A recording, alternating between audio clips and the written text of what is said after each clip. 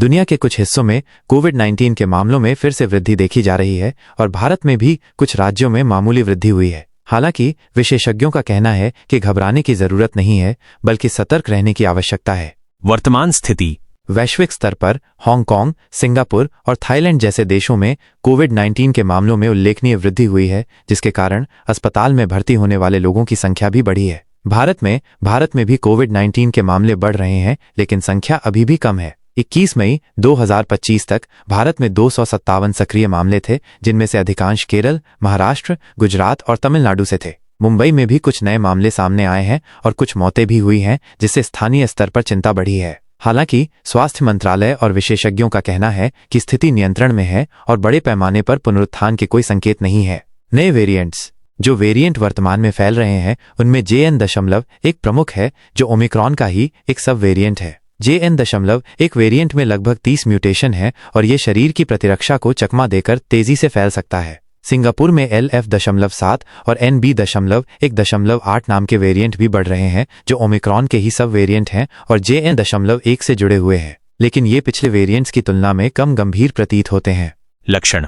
नए वेरिएंट्स के लक्षण पिछले स्ट्रेन के समान ही हैं, जिनमें शामिल हैं बुखार, खांसी, सांस लेने में तकलीफ, गला खराब होना, बहती या भरी हुई नाक, शरीर में दर्द, थकान, उल्टी या दस्त। JN.1 वेरिएंट में दस्त एक आम लक्षण बताया गया है। सिर दर्द, स्वाद या गंध का चले जाना, हालांकि ये अब कम आम है। मांसपेशियों में दर्द।